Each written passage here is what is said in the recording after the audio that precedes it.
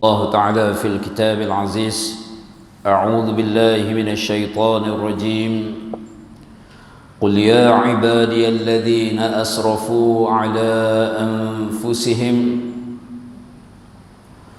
Katakan, ya ibadi, wahai hamba-hambaku, alladzina asrafu ala anfusihim, yang melampaui batas terhadap diri mereka sendiri, yang buat dosa, yang buat maksiat. La taqnatu min rahmatillah, jangan kalian berputus asa daripada rahmat Allah. Innallaha yaghfiru dzunuba jami'a, sesungguhnya Allah mengampuni dosa-dosa seluruhnya. Innahu huwal ghafurur rahim, sesungguhnya dialah al-ghafur, maha pengampun, dan dia ar-rahim, maha penyayang. Surah Az-Zumar ayat yang ke-53.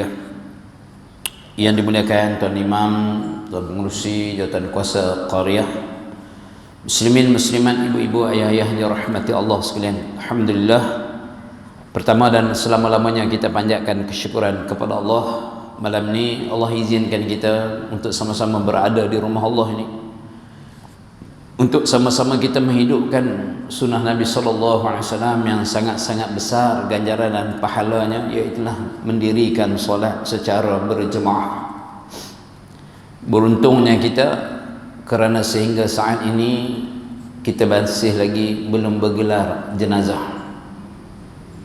Ke malam ni ada jenazah hatmai. Semua kita ni masih lagi ada satu nikmat, satu lagi peluang yang Allah belum tutup serapat-rapatnya, iaitu kita masih lagi hidup. Peluang untuk bertaubat kepada Allah sentiasa terbuka, sentiasa terbentang luas. Gunakan sebaik mungkin sebelum tiba saat dan detiknya kita sudah tidak ada peluang.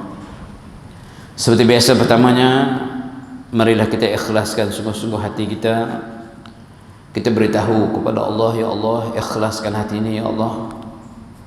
Ya Allah, jangan kau izinkan walaupun sebesar zarah ataupun yang lebih kecil daripadanya perasaan riya, takabur, sombong, ujub, angkuh, rasa kami hebat daripada orang lain.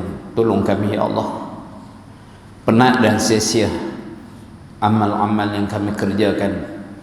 Andai kata di hati-hati kami dihinggapi penyakit-penyakit yang jijik dan keji ini, yang akan menghancur dan membakar amal-amal soleh yang kami kerjakan. Tolong, ya Allah, kami merayu kepadamu, ikhlaskan sungguh-sungguh hati kami. Ya Allah, kalaulah ada pahala kepada kami pada malam ini, ya Allah, kami kongsi dengan ibu dan ayah kami, ya Allah. Sebahagian besar daripada kami saat ini, ibu dan ayah kami sedang berada di dalam kubur.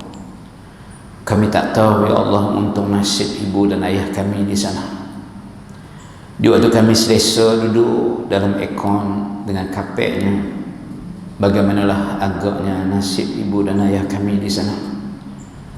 Ya Allah, sayangi, kasihi dan rahmati ibu dan ayah kami sebagaimana mereka menjaga kami sejak dari kecil. Tolong, ya Allah, kami merayu sungguh-sungguh kepadamu, ya Rahman, ya Rahim. Angkatkanlah, hilangkanlah sisaan kubur ibu dan ayah kami, ya Allah. Lapangkan kubur ibu dan ayah kami seluas-luasnya, ya Allah. Cerahi dan terangi kubur mereka daripada kegelapan, ya Allah. Ya Allah, tidak ada insan yang paling berjasa, yang paling menyayangi kami, yang paling berjasa kepada kami, ya Allah, melainkan ibu dan ayah kami, ya Allah. Tuan-tuan dan puan yang saya muliakan lagi dirahmati Allah, siapa-siapa yang belum berniat iktikaf, sahaja aku iktikaf dalam masjid ni sunat atasku kerana Allah Ta'ala, dan supaya kita mendapat pahala yang maksimum, kita niatkan juga di dalam hati kita, ya Allah, kami nak tunggu nak solat isyak berjemaah. Siapa-siapa yang duk tunggu masuk waktu, kata Nabi SAW, sepanjang dia duk tunggu tu, dia dihitung pahala seolah-olah dia sedang mengerjakan solat. Jadi pahala duk jalan, alhamdulillah. Lepas tu kalau tuan-tuan rasa nak lena, boleh lena. Kuliah saya senang, boleh lena. Cuma jangan semua lena. Seorang jaga pun jadilah. Nak mai pun bukan senang. Buat appointment masa saya duduk di Mekah ni. Masa duduk di Mekah tu pun nak mai balani, tuan yang jemput saya suruh bincang tentang sahabat Nabi SAW. Dan kebetulan saya pun bawa balik umrah juga, balik haji, lepas tu 10 hari, lepas tu bawa jemaah sikit pergi umrah. Ni pun bawa balik daripada team building di Langkawi. Memang jadual sangat-sangat padat. Kadang-kadang cemburu dengan orang yang ada masa, dengan orang yang tak tahu nak buat apa. Main sikit masa tu kat saya. Tuan-tuan dan puan yang saya muliakan, mukadimah kita pada malam ini, kita tak lama tentang kuliah kita ni, ceramah, saya takut dengar ceramah perdana ni, tak lama kuliah kita, lebih kurang ke 12 kita berhenti insyaAllah. Lepas tu tinggal saya seorang. Ayat yang kita baca sebentar tadi dalam surah Az-Zumar, ayat yang ke-53. Ayat ni saya baca bukan untuk orang, tapi untuk diri saya. Satu ayat yang sentiasa memberikan semangat kepada diri saya, dan tuan-tuan juga sepatutnya begitulah. Hebatnya ayat Quran ni, ulanglah banyak manapun kita tidak akan jemu bagaimana Allah habaq sah. Ya ibadi, wahai hamba-hambaku, alladzina asrafu ala anfusihim, yang mencelakakan diri mereka sendiri, yang buat dosa, yang buat maksiat. Siapa ni? Kita semua lah tuan-tuan. Ada dalam masjid ni orang yang tak pernah buat dosa? Angkat tangan saya. Confirm tak ada. Untuk orang yang pernah tersilap, Allah kata apa lagi? La taqnatu min rahmatillah. Jangan kalian berputus asa daripada rahmat Allah. Innallaha yaghfiru dhunuba jami'ah. Sesungguhnya Allah mengampuni dosa-dosa seluruhnya. Innahu huwal ghafurur rahim. Sesungguhnya dia Al-Ghafur, Maha Pengampun, dan dia Ar-Rahim, Maha Penyayang. Tuan-tuan, dalam hidup kita ni jangan sekali-kali kita pandang rendah kepada siapa-siapa pun. Kepada orang yang kita rasa kita tengok dia semayang pun tak, dekati dia, hampiri, ajak dia. Ini yang diajarkan oleh kekasih kita Rasulullah sallallahu alaihi wasallam. Kita bukan diajar oleh Nabi untuk menerakakan orang, tak. Nabi suruh heret, Nabi suruh ajak, Nabi suruh kempen sebanyak mungkin untuk membawa manusia ke syurga Allah. Tetapi kadang-kadang hari ini sedih tengok orang-orang yang mudah labelkan orang munafik, orang yang sesat, orang yang tidak memperjuangkan Islam dan sebagainya. Lah, kita kena kempen tuan-tuan. Kadang-kadang orang yang kita ingat teruk, tiba-tiba ada amalan-amalan dia yang dia buat, Masya Allah, bagi semangat pada orang. Baru ni bila pergi umrah tuan, bawa seorang hamba Allah, bekas gangster, Haji Zubair kenal, bekas gangster. Tapi sekarang ni jadi tok siap masjid. Di badan ni tatu ada lagi, tatu ada lagi tuan-tuan. Kebetulan saya sponsor, bukan saya sponsor, ada orang sponsor, jadi everything kita cover. Sonok bawa orang pergi umrah ni jenis macam tu kan, dia really appreciate, dia sangat hargai. Sebab dia hilang kat bilik, duduk semayang, duduk ada kat Masjidil Haram kan. Dia kata, Ustaz, saya sudah taubat Ustaz, sekarang saya sudah tak ada pukul orang. Tapi kalau hari ini ada orang pukul Ustaz, saya pukul lah.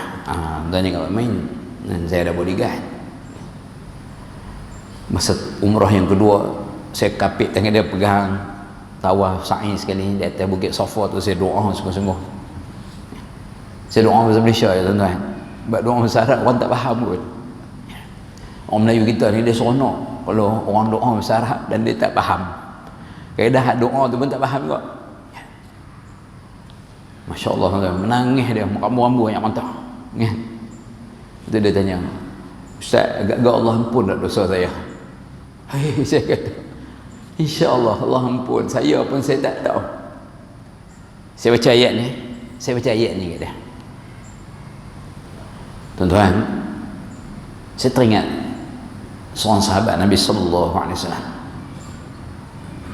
ketika mana berceramah di Uhud tu.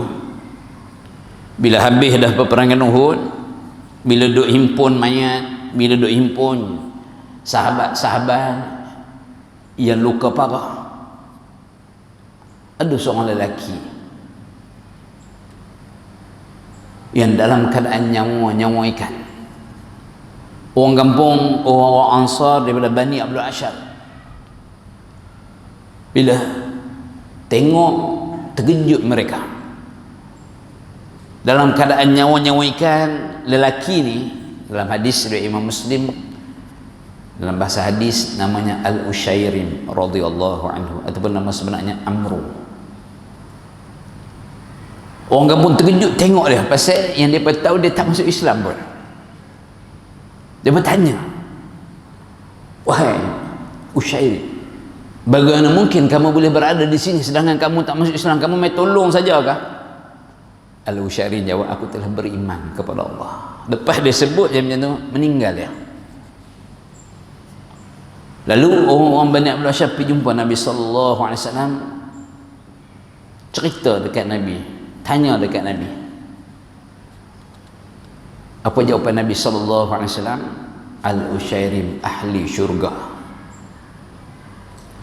Rupa-rupanya tuan-tuan, dia masuk Islam hari peperangan Uhud. Sebelum nak meletus peperangan Uhud, dia pergi jumpa Nabi sallallahu alaihi wasallam, dia melafazkan syahadah. Dia balik, dia ambil senjata, ambil tunggangan, dia terus berjuang, berperang bersama-sama dengan Nabi sallallahu alaihi wasallam sehingga dia luka parah dan meninggal syahid dia. Kata Abu Hurairah radhiyallahu anhu, inilah ahli syurga yang tak sempat bersolat walaupun satu rakaat. Subhanallah. Hanya beberapa jam masuk Islam tuan-tuan, berperang, berjuang, syahid dia. Dan Nabi abang, dia ahli syurga. Sebab itulah dalam hidup kita kan tuan-tuan, sentiasa menjadi orang, sentiasa menjadi ejen Rasulullah sallallahu alaihi wasallam, suka untuk mengheret, mengajak orang kepada syurga Allah, bagi semangat. Selagi nama dia ada, kita tak tahu tuan-tuan. Kita pun silap ni, hak orang duk panggil ustaz, hak duk khutbah merata, hak orang nampak kemah, silap rupanya kita duk jalan atas muka bumi ni, rupanya Allah murka dekat kita.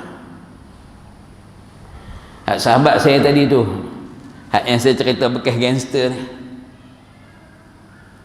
dia cerita mak dia jaga mak dia sehingga mak dia meninggal, salin, pampers dan sebagainya. Allahu Akbar.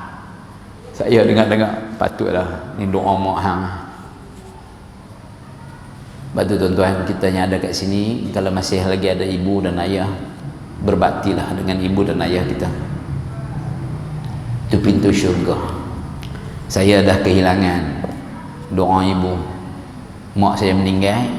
Saya sampai balik haji, tuan baru ni pergi haji sat, balik haji, sampai-sampai duduk sejam, mak meninggal. Mak meninggal. Mak pula sebelum saya balik tu, duk abang dah dekat adik, harap-harap abang hang sempat balik, dan balik sebelum aku meninggal. Padahal bukan sakit teruk benar pun. Alhamdulillah Allah makbulkan doa dia. Doa ibu, doa yang tidak ada hijab. Tuan-tuan dan yang saya muliakan lagi dirahmati Allah, sebenarnya terlalu banyak sahabat-sahabat yang hebat-hebat. Terlalu ramai sahabat-sahabat Nabi sallallahu alaihi wasallam yang hari ni orang tak kenal dah.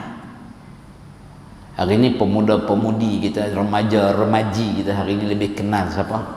K-pop, Korean pop, lebih kenal Justin Bieber ya. Lebih kenal penyanyi rock. Tapi bila sebut sahabat Nabi Thabit bin Qais bin Syammas tak kenal. Bila sebut Sa'ad bin Mu'az radhiyallahu anhu tak kenal. Bila sebut Khubayb bin Adi radhiyallahu anhu tak kenal. Bila sebut Abbad bin Bishr radhiyallahu anhu tak kenal. Sikit malam ni di kesempatan sampai ke waktu insya-Allah. Saya nak untuk sama-sama kita kongsi tentang seorang tokoh Ansar yang sangat hebat. Sahabat Ansar yang sangat-sangat hebat. Saya sangat kagum dengan sahabat ni. Kerana dia masuk Islam pada usia lebih kurang 32 tahun. Dan dia syahid pada usia 37 tahun. Di hari dia syahid, setelah sebulan dia menderita sakit, menderita terkena panah di dalam peperangan Khandaq ataupun juga dikenali dengan nama peperangan Ahzab. Hari dia meninggal, hari dia syahid, Jibril alaihissalam datang jumpa Nabi, bagi tahu kepada Nabi, hari ini arasy Allah bergegar, bergoncang kerana syahidnya sahabat ni. Siapa sahabat ni? Sa'ad bin Mu'az radhiyallahu anhu. Rupanya nama Sa'ad ni hebat-hebat kan tuan-tuan. Kita dah dengar Sa'ad bin Abi Waqqas radhiyallahu anhu. Sa'ad bin Abi Waqqas di antara 10 yang dijamin syurga. Kita dengar nama sahabat Sa'ad bin Ubadah radhiyallahu anhu. Ini juga tokoh Ansar, ketua suku Khazraj. Tak saya sebut Sa'ad bin Ubadah, Sa'ad bin Mu'az, ketua suku Aus. Dua-dua ni adalah tokoh Ansar yang sangat hebat. Sa'ad bin Ar-Rabi' radhiyallahu anhu, seorang lagi tokoh Ansar, orang kaya. Di malam ni seorang yang saya ambil, Sa'ad bin Mu'az radhiyallahu anhu. Tuan-tuan, Sa'ad bin Mu'az radhiyallahu anhu, dia masuk Islam, dia ketua kepada Bani Abdul Ashar. Dia masuk Islam di tangan seorang pemuda Mekah yang handsome, yang kacak, yang apabila dia berbicara sangat petah. Malah dalam riwayat disebut sahabat ni bila dia bercakap gigi dia jarang, daripada celah-celah gigi dia seolah-olah keluar cahaya. Iaitulah Mus'ab bin Umair radhiyallahu anhu. Mus'ab bin Umair radhiyallahu anhu, yang di dalam peperangan Uhud, Mus'ab ni pemegang bendera tentera Islam. Dialah sahabat yang dicantas putus tangan kanan, pegang bendera dengan tangan kiri. Dicantas pula tangan kiri, putus kedua-dua tangan, dan akhirnya dia ditetar dan dibunuh oleh Ibnu Qami'ah, salah seorang di antara tentera Quraisy yang sangat bengis. Sehingga Mus'ab bin Umair dia pakai topi besi, bila dia jatuh ni sebelah pipi dia atas tanah, sebelah pipi atas, dua atas nampak. Ibnu Qami'ah menyangka itulah Rasulullah. Hak itulah punca keluar terbit suara Muhammad telah terbunuh. Padahal yang terbunuh ialah Mus'ab bin Umair. Mus'ab bin Umair inilah orang pertama yang Nabi hantar untuk berdakwah kepada orang-orang Madinah sebelum Nabi berhijrah. Dan di antara tokoh yang berjaya diislamkan oleh Mus'ab bin Umair radhiyallahu anhu, iaitulah Sa'ad bin Mu'az radhiyallahu anhu. Walaupun mulanya Sa'ad bin Mu'az ni marah bila tengok Mus'ab bin Umair main di Madinah duk kempen orang ajak kepada Islam. Mus'ab dia mai ke Madinah, dia tumpang di rumah seorang sahabat namanya As'ad bin Zurarah radhiyallahu anhu. Ni nama-nama ni kan malam ni saya akan sebut seramai mungkin nama sahabat Nabi. Lepas habis saya ceramah, saya nak tanya, tak boleh jawab, berdiri. Jangan main dengan saya bekas bersyarah tu. Kan? Tak boleh juga tuan-tuan, saya gigit tuan-tuan. Lawak kan tuan. Biasanya saya tanya, saya jawab dengan raya. Kan? Tuan-tuan, As'ad bin Zurarah bila Mus'ab mai ke Madinah tumpang rumah As'ad bin Zurarah. As'ad bin Zurarah ni sepupu kepada Sa'ad bin Mu'az. Jadi Sa'ad bin Mu'az gelisah tengok orang dekat dah masuk Islam, sehingga dia suruh orang kanan dia, Usaid bin Hudayr radhiyallahu anhu. Ini satu lagi nama hebat ni. Usaid bin Hudayr radhiyallahu anhu, untuk pergi gempang Mus'ab bin Umair supaya keluar dari Madinah. Usaid bin Hudayr pun pergi, sampai tengok waktu tu Mus'ab duk ceramah. Dia pipi, dia kata hang konlok ni. Dia ngobat leceh, belah kalau bahasa kita. Mus'ab ni senyum. Sebelum tu As'ad bin Zurarah kata kepada Mus'ab ni, haduk mai ni di antara tokoh kaum ni. Kalau kamu berjaya Islam kan dia, kerja kita senang. Mus'ab kata, tak apa. Agak-agak dia mendengar percakapan aku. Lalu Mus'ab bin Umair kata kepada Usaid, macam inilah. Hang dengar dulu apa aku nak cakap. Kalau tak okey, lepas apa ni terus aku keluar. Lalu Usaid bin Hudayr, orang kanan, Sa'ad bin Mu'az juga tokoh Ansar. Baik, dia pun ambil panah, dia cacok kat tanah. Panah pula tombak, dia pacak dekat tanah. Lalu Mus'ab bin Umair mulalah melantunkan ayat-ayat Quran. Sahabat Nabi tuan-tuan, dakwah mereka dengan ayat Quran. Kadang-kadang hari ni tuan-tuan, minta maaf lah, kadang-kadang ceramah dia tengok siapa yang paling buat lawak. Tengok dalam YouTube, view paling ramai, paling merepek, paling merapu. Lepas tu dengan akhlak kadang-kadang tak ada, hak tu paling best. Walhal tuan-tuan, Quran sepatutnya ajak orang dengan Quran, ajak orang dengan hadis Nabi SAW. Akibatnya apa? Lahirlah anak-anak remaja kita yang hari ni kadang-kadang tuan-tuan biadab. Minta maaf tuan-tuan, ada seorang sahabat saya, dia cerita anak dia tak reti dulu maki orang. Tiba-tiba dia pergi dengar satu ceramah seorang ustaz, balik dulu maki, sehingga dia bawa anak dia pergi jumpa ustaz. Ustaz, dulu anak saya tak reti maki orang, tapi bila start ikut kuliah ustaz ni, anak saya mulai pandai, jadi biadab, perkataan-perkataan keji keluar. Tuan-tuan, Mus'ab bin Umair dia hanya membacakan ayat-ayat Quran. Usaid bin Hudayr dia orang Arab, dia faham. Terus dia terpegun, terus dia tertarik, terus dia tanya macam mana nak masuk agama ni. Kamu pergi suci badan kamu, kamu mai, kita syahadah, masuk Islam. Lalu Usaid bin Hudayr pun balik mai kepada Sa'ad bin Mu'az. Sa'ad bin Mu'az perhati tengok, tadi kawan aku ni pi bukan main cengih lagi, bila balik mai tengok lain macam dah. Lalu Usaid bin Hudayr ni dia rancang dah, macam mana aku nak bawa Sa'ad bin Mu'az pergi jumpa dengan Mus'ab. Lalu dia reka, wahai Sa'ad, sepupu hang As'ad bin Zurarah orang nak bunuh. Oh, Sa'ad bin Mu'az dengar sepupu, walaupun mula dia marah, tapi kerana kaum puak, keluarga Asabi harap waktu tu orang nak pukul, siapa nak pukul? Lalu dia pun pergi cari, pergi tengok As'ad bin Zurarah sihat, okey, tak ada apa. Tengok-tengok Mus'ab duk ada. Sa'ad bin Mu'az terus bagi warning kepada Mus'ab, sama macam mana Usaid bin Hudayr tadi. Dan Mus'ab pun kata, nak tak kamu dengar dulu, kalau tak okey aku akan tinggalkan. Sama juga Sa'ad bin Mu'az pacak tombak dia, okey aku dengar. Tak lalu Mus'ab bin Umair menyampaikan ayat-ayat Allah. Terus Sa'ad bin Mu'az, bagaimana aku nak masuk agama ni? Tuan-tuan, dua orang tokoh ni masuk Islam. Yang kata Sa'ad bin Mu'az ni dia masuk Islam. Betapa beruntungnya Mus'ab bin Umair kan tuan-tuan.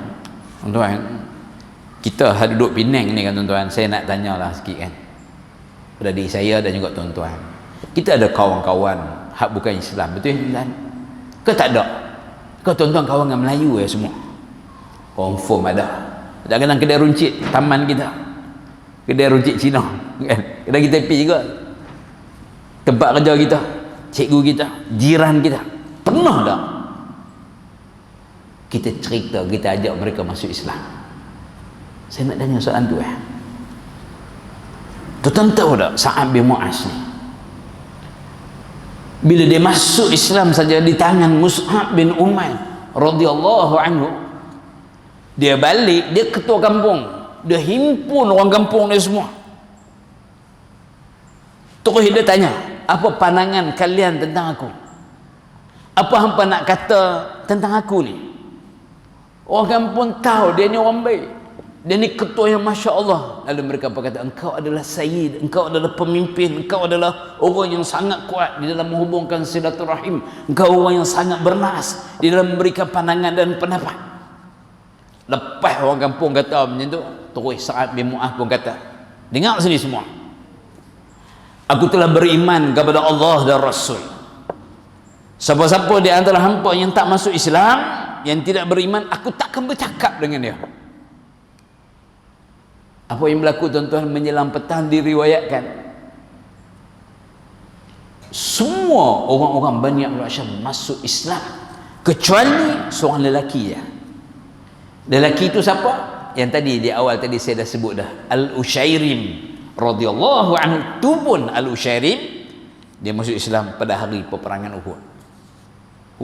Hebat tuan-tuan. Tuan perempuan yang saya muliakan, masuk Islam di tangan Sa'ad bin Mu'az. Hari pertama masuk Islam, terus kempen. Kita tuan-tuan 30 tahun, 40 tahun, 50 tahun dah Islam, pernah tak kita kempen? Ataupun kadang-kadang kita menyebabkan orang bukan Islam tak tertarik dengan kita, perangai kita, akhlak kita. Tuan-tuan perempuan yang saya muliakan, bagi dia rahmati Allah, Allahumma salli ala sayyidina Muhammad. Ini kerja kita bersama tuan-tuan.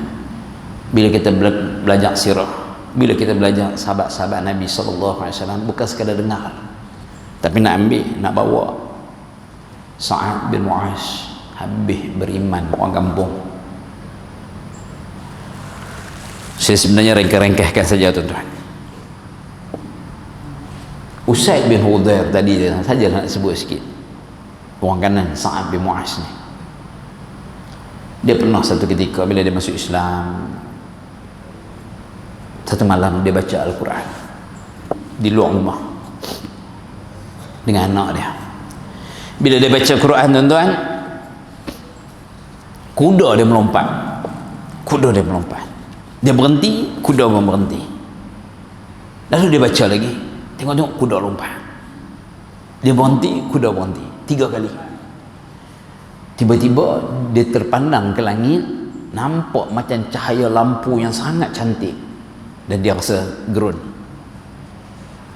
Lalu dia masuk dalam rumah. Bila esok dia pergi jumpa Nabi SAW, dia cerita kepada Nabi apa yang berlaku. Nabi tanya dia, betul yang tengok? Benar ya Rasulullah. Betul yang tengok? Ya. Kata Nabi SAW, itulah malaikat yang turun mendengar bacaan Al-Quran kamu, wahai Usaid bin Hudhair radhiyallahu anhu.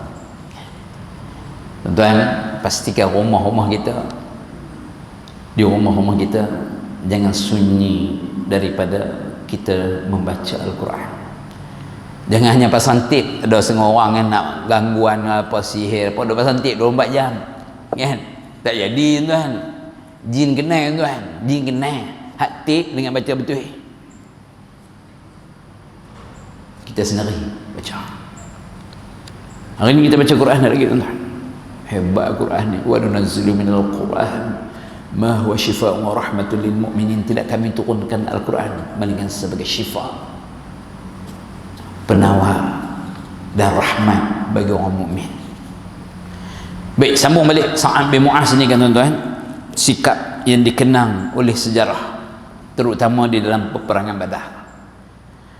Apabila tentera Islam, asalnya Nabi ajak sahabat-sahabat yang menyebabkan berlakunya peperangan Badar, asalnya bukan nak berperang, asalnya nak tahan kafilah Abu Sufyan yang membawa muatan perniagaan, yang mana bawa barang-barang model-model daripada pembesar-pembesar Quraisy. 1000 ekor unta dijaga oleh 40 orang pengawal dalam kitab Ar-Rahiqul Makhtum.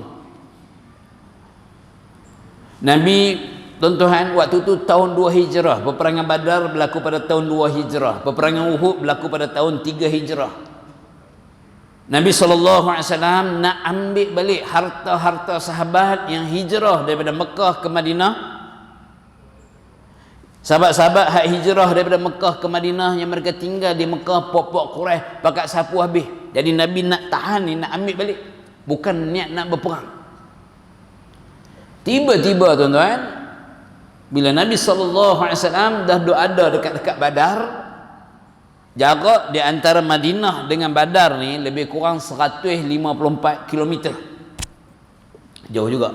Sebab tu kalau pergi umrah biasanya tak bawa pergi Badar ni, jauh kan. Lagipun di Badar ni tuan-tuan, dia tak ada apa.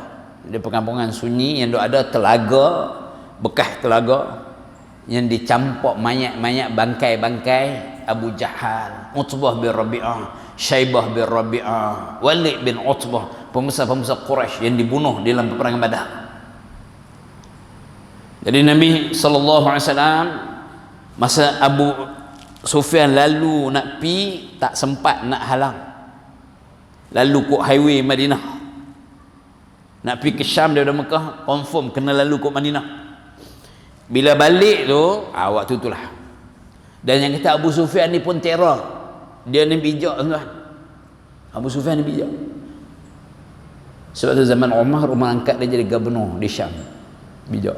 Dia badan dia macam berisi sikit, montel sikit. Habis bijak, very smart. Dia tahu dia lalu ke kawasan musuh, dia sentiasa riki, sehingga akhirnya dia dapat tahu bahawa Muhammad dan sahabat-sahabatnya telah keluar. Lalu dia ikut jalan lain. Sebelum tu dia hantar seorang lelaki. Lelaki ni namanya Damdam Al-Ghifari. Tak tahulah dam ulak ke dam haji, saya tak tahu. Untuk pergi beritahu kepada orang Mekah bahawa harta hampa dalam bahaya. Lelaki ni pun teror, dia ni pun pandai. Mungkin dia tengok gambar Tamil kot. Dia pergi, bila sampai jadi Quraisy di Mekah, dia ambil pisau, dia toreh kuda dia bagi berdarah. Dia kalih pelana dia, baju dia koyok-koyok, buat larang. Sampainya dia terus kata kepada Quraisy, wahai Quraisy, harta hampa Muhammad dah rampai. Padahal Nabi tak jumpa pun dengan kafilah Abu Sufyan ni. Harta hampa Muhammad telah ambil. Oi, Abu Jahal dengar-dengar, top man kan, kepala gangster, terus persiap untuk perang, untuk perangi Rasulullah dan sahabat-sahabat. 1000 tentera mereka siapkan. Semua pimpinan Quraisy, semua pimpinan Quraisy menyertai peperangan Badar, except kecuali Abu Lahab. Abu Lahab tak pergi perang Badar, pengecut dia. Dia ada seorang lelaki hutang dengan dia suruh lelaki ni, hang nak hutang settle, hang ganti aku. Tapi Abu Lahab ni tuan-tuan, lepas seminggu ataupun 2 minggu habis peperangan Badar, kalah Quraisy, dia dihinggapi penyakit kudis yang sangat-sangat busuk, dan dia mati dalam keadaan tak ada siapa tengok. 3-4 hari dibiarkan bangkai dia busuk. Anak-anak dia las korek lubang, tolak dia dengan kayu masuk dalam lubang. Abu Lahab, satu penghinaan yang Allah berikan. Bila Nabi SAW berisikan bagi tahu, kata Quraisy duk main ni, waktu itulah Nabi duduk dengan sahabat, Nabi syurah nak buat apa. Sebab keluar ni tak bawa tuan-tuan pelancar roket ke apa nak pergi perang. Kalau ada lah, confirm tak ada. Tak bawa senjata berat ni, bawa pisau pun pisau potong bawang, buat lebih kurang macam tu, ringan-ringan. Tiba-tiba angkatan bersenjata lengkap Quraisy duk main. Lalu Nabi SAW minta pandangan sahabat bangkit Abu Bakar. Macam biasalah Abu Bakar sentiasa menyokong Nabi SAW. Bangkit Umar, sama juga bangkit seorang pemuda Miqdad bin Al-Aswad radhiyallahu anhu. Miqdad kata, ya Rasulullah, pergilah Tuhan berperang, kami akan bersama dengan Tuhan. Kami tidak akan berkata seperti mana Bani Israel berkata kepada Nabi Musa. pergilah tuan berperang bersama-sama dengan Tuhan tuan, kami duduk kat sini. Punya mangkuk ayuh Bani Israel tuan. Tetapi ya Rasulullah, kami kata pergilah tuan berperang dan kami akan bersama-sama dengan Tuhan. Nabi doa kebaikan kepada Miqdad bin Al-Aswad. Tuan-tuan kenal Miqdad bin Al-Aswad? Kata Abdullah bin Mas'ud radhiyallahu anhu, aku tengok di dalam peperangan Badar bagaimana Miqdad bin Al-Aswad ni berperang, sehingga aku lebih suka menjadi sahabatnya daripada dunia dan isinya. Bukan cakap saja. Lepas tu Nabi bila 3 orang sahabat ni bagi pandangan, Nabi masih lagi duk, silakan bagi pandangan, silakan bagi pandangan. Waktu itulah Sa'ad bin Mu'az, dia boleh baca. Nabi nak dengar orang Ansar nak kata apa ni. Tuan-tuan tahu tak, kita berhenti pergi apa ni tuan? InsyaAllah boleh berhenti ya? Ya boleh berhenti, saya tarik handbrake ya. Tuan-tuan melambung, saya tak tahu ya. Tak apalah, 5 minit ni insyaAllah. 10 minit ke 12 saya tak boleh ya. Tuan-tuan, Nabi duk sebut sila bagi pandangan.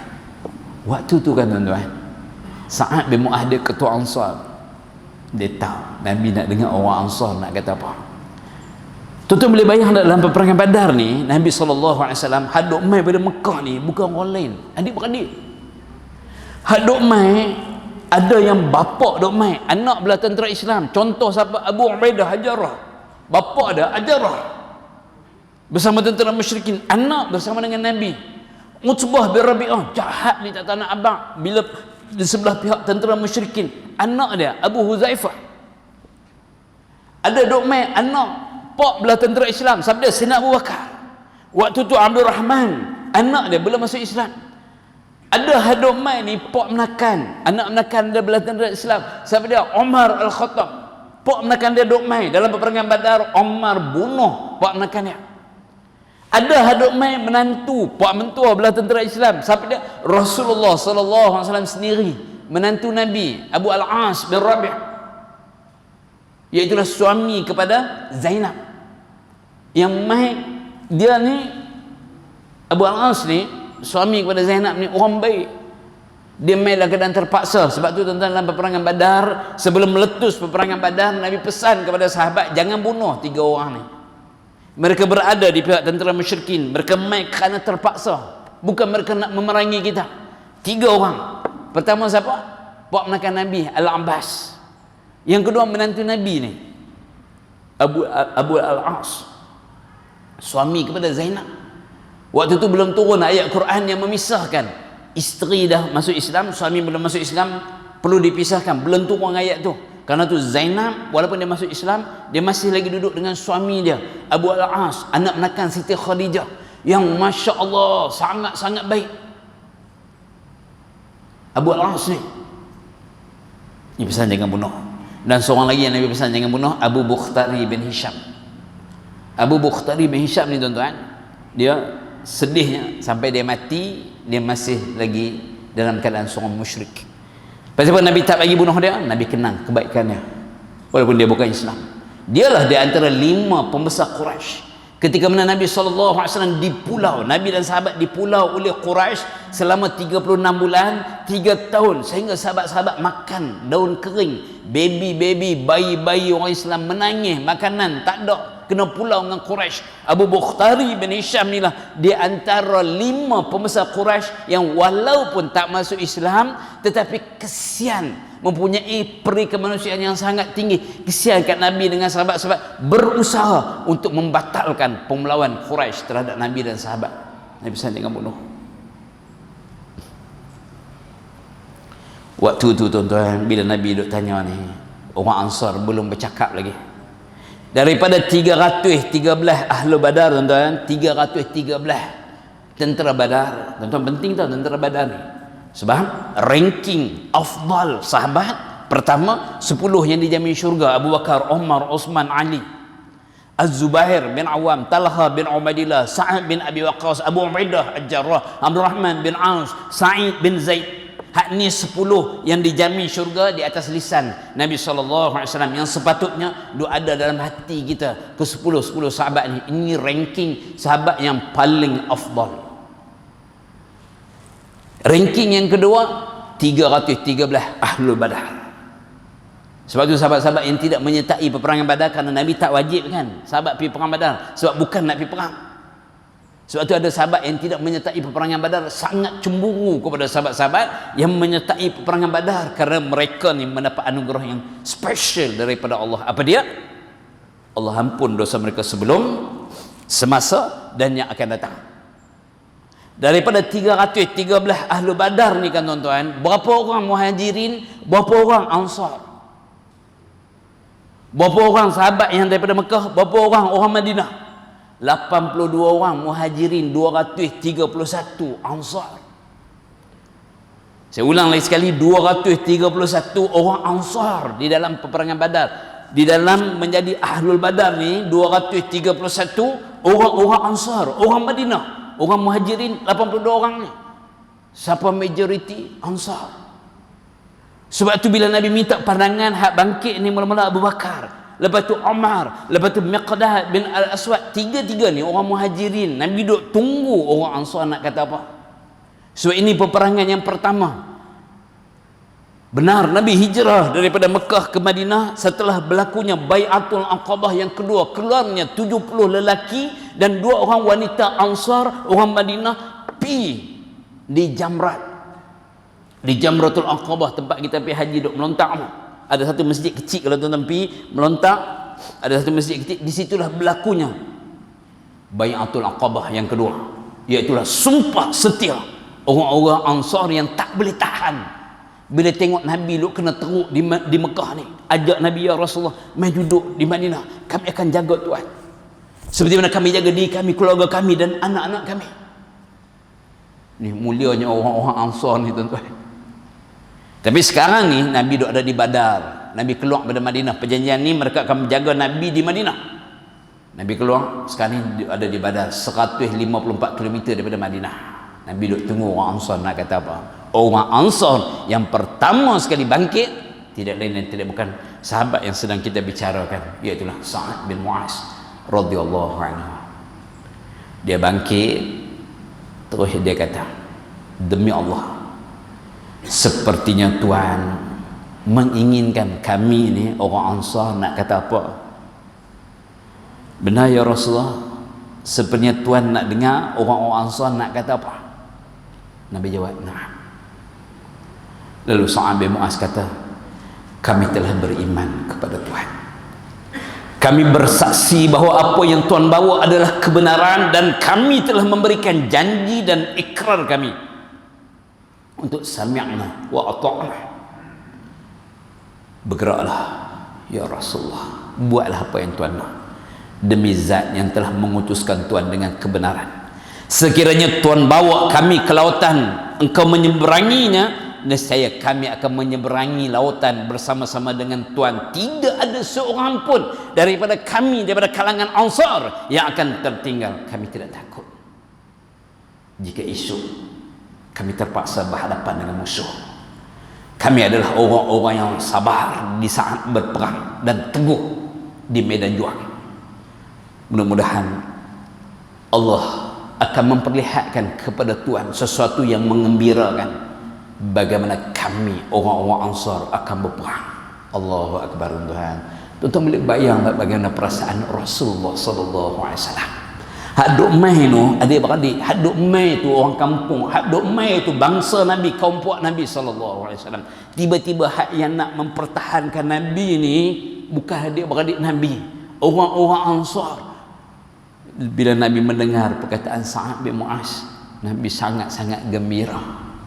Nabi doakan kebaikan kepada Sa'ad bin Mu'az. Tak cukup dengan tu kan tuan-tuan.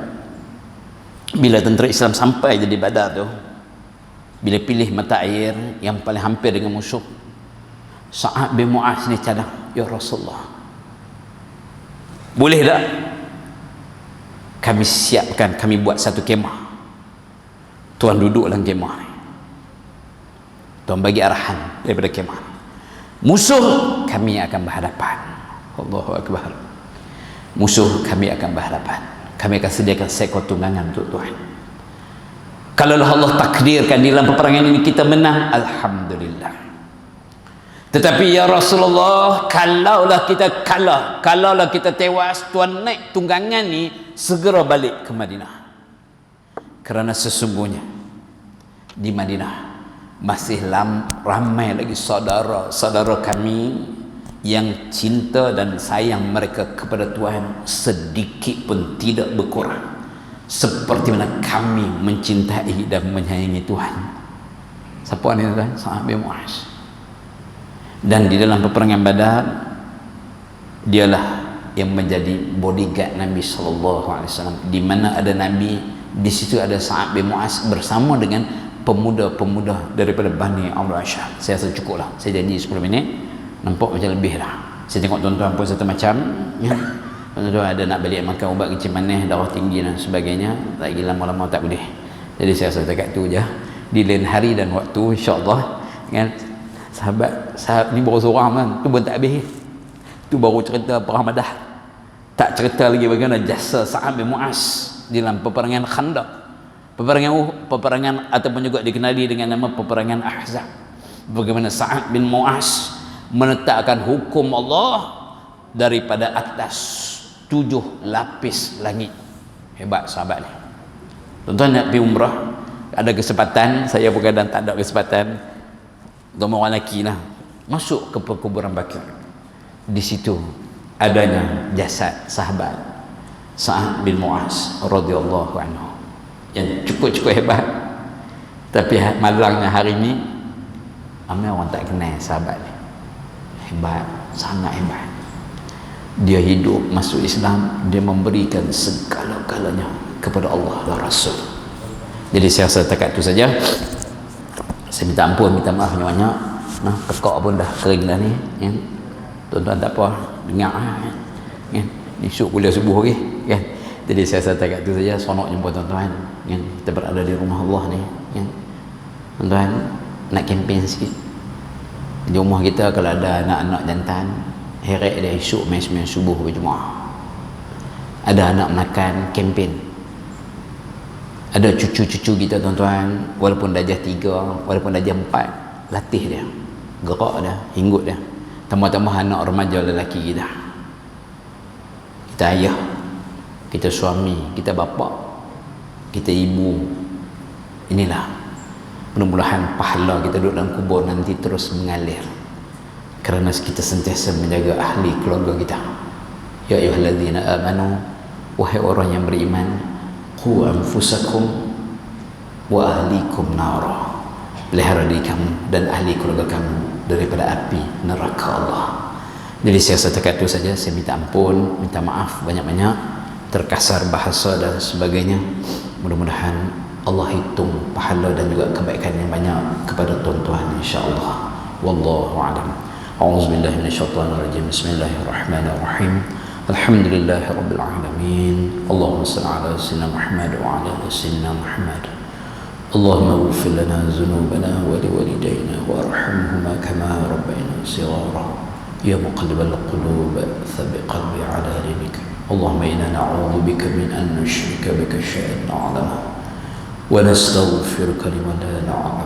Rabbana atina fid dunya hasanah wa fil akhirati hasanah wa qina adzaban nar. Sallallahu ala sayyidina Muhammadin wa ala alihi wa sahbihi wasallam. Walhamdulillahi rabbil alamin. Subhanakallahumma wa bihamdika.